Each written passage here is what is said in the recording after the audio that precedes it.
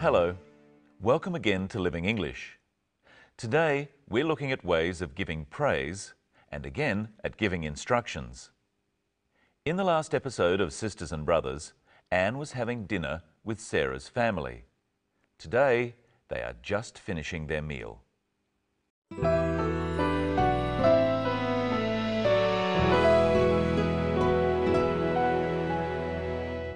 That was delicious, Anne. I'm glad you enjoyed it. Yes, it was very tasty. If you went to Singapore, you could have it every day. There you are, Mark. The advantages of travel. I thought it was absolutely superb. Thank you, Steve. What did you think, Louise? Too hot. Oh, I'm sorry. That's how we eat in Singapore. Do you want to play darts? What's that? Come on, I'll show you. Can I play too? No, Louise. Let Anne relax. She cooked dinner, so we'll clean up. You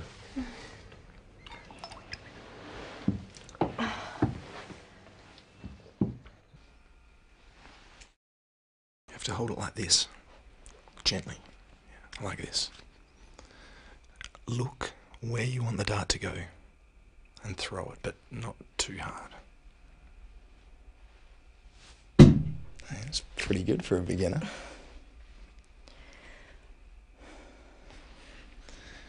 And you seem sad again. What's the matter? There's something I haven't told you. Do you know why Anne is sad? If you've been watching, you do. But Steve doesn't. Yet. Let's look at how they describe the meal. That was delicious, Anne. I'm glad you enjoyed it. Yes, it was very tasty. There are many words you can use to describe food. Delicious, tasty, very nice. You try with the clip now. That was delicious. That was delicious, Anne. Let's try with a few different words to describe food. Nice. That was nice.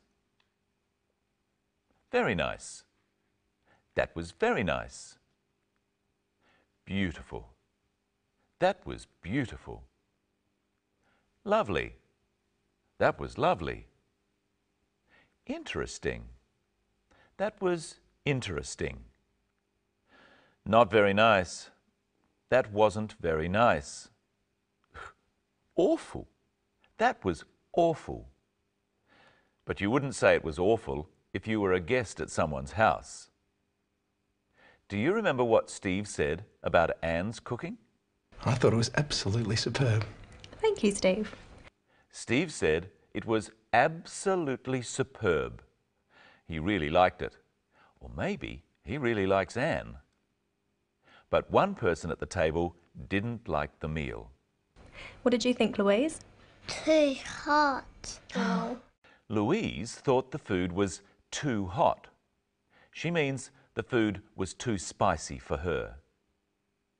Louise uses the word too in another way. Listen. Do you want to play darts? What's that? Come on, I'll show you. Can I play too? There are two kinds of too. One of them means as well. So when Louise says, "Can I play too?" she means, "Can I play as well as Anne?" Now let's look at another little word that's very useful. So. Listen to how the word is used here. Can I play too? No, Louise. Let Anne relax. She cooked dinner, so we'll clean up. Let's look at that pattern. Anne cooked dinner, so the others will clean up, not Anne. We could also say, we'll clean up because Anne cooked dinner. Here's some other examples. Try using so instead of because. We won't go out because it's raining. It's raining.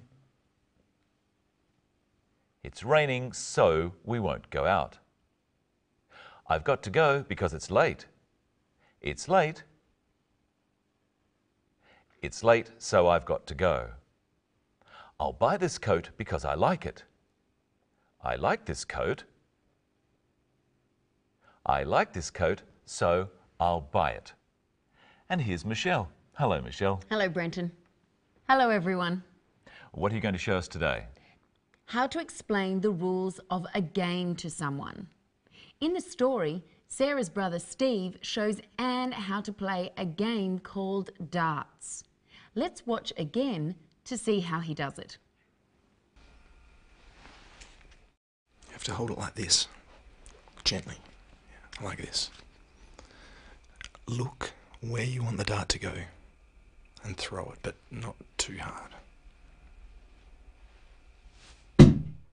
Steve is giving Anne instructions. He's telling her what to do to play the game and what not to do. Let's look once more at how Steve tells Anne what to do. You have to hold it like this. He says, you have to hold it like this. When we give instructions, it's the same as giving orders. There is only one way to do something. So we say, you have to, or you must. Let's teach Brenton a game. What game? It's called pick up sticks.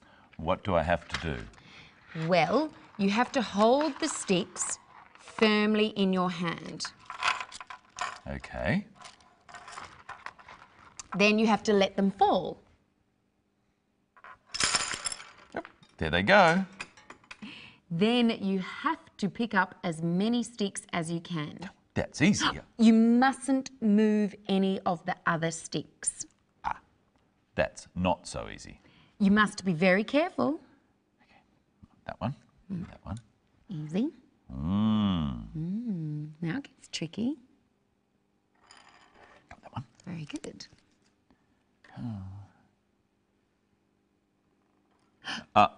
I moved one. Okay, then you must let me have a turn. Oh, okay. Let's start again. You make the sentences using you have to. Hold the sticks firmly in your hand. You have to hold the sticks firmly in your hand. Let them fall. You have to let them fall. Not too hard though. Pick up as many sticks as you can. You have to pick up as many sticks as you can. Now try some using must. Be very careful. You must be very careful. Let me have a turn. You must let me have a turn. And there were some things I couldn't do. We can use mustn't. Let's try with mustn't. Move any of the other sticks. You mustn't move any of the other sticks. Drop the sticks too hard. You mustn't drop the sticks too hard. Steve told Anne what she mustn't do too. Watch. Look where you want the dart to go and throw it, but not too hard. He tells her not to throw the dart too hard. So he could have said, you mustn't throw it too hard, or don't throw it too hard. So what could we say about the sticks using don't? Let them move. Don't let them move. Pick them up yet. Don't pick them up yet. Let's look one more time at Steve talking to Anne about the darts. Look where you want the dart to go and throw it, but not too hard. He says, look where you want the dart to go and throw it. Let's look at this sentence. Look where you want the dart to go. Who is Steve talking to? He's talking to Anne. But he doesn't say Anne, and he doesn't say you. There is no subject. That's because it's an instruction or command. Steve is telling Anne what she must do. Giving commands or instructions is always to the second person, or you. But we leave out the word you. So my instructions to Brenton for pick-up sticks can just be, hold the sticks in your hand. Let them fall. Pick them up without moving the others. Where else do we find instructions? With things you buy, they often have instructions. Let's look at the instructions for this electric kettle. The first instruction says, fill with desired amount of water. That is, put the amount of water you need into the kettle. The second instruction says what not to do. Do not fill past maximum water level mark. That means don't put too much water in. The third instruction says, plug kettle into power outlet. In instructions, some words are often left out. So instead of plug the kettle into a power outlet, the and a are left out. The same with the next one. Turn power on instead of turn the power on. Which words are left out in the last instruction? To this. The full sentence should be turn the switch on the kettle to on. In conversation, we never leave these words out. So what is time? You mean, what is the time? Okay. It's time to say goodbye to the audience. And time to see today's episode of Sisters and Brothers once again. Goodbye. See you later. That was delicious, Anne. I'm glad you enjoyed it. Yes, it was very tasty. If you went to Singapore, you could have it every day. There you are, Mark. The advantages of travel. I thought it was absolutely superb. Thank you, Steve. What did you think, Louise? Too hot. Oh, I'm sorry.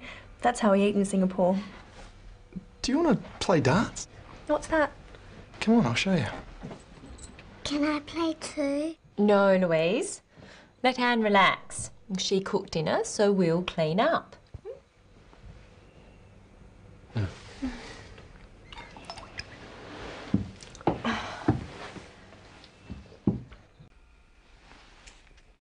have to hold it like this.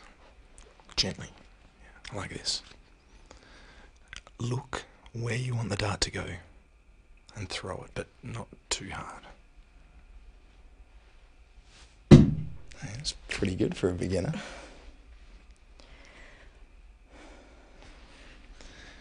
And you seem sad again. What's the matter? There's something I haven't told you.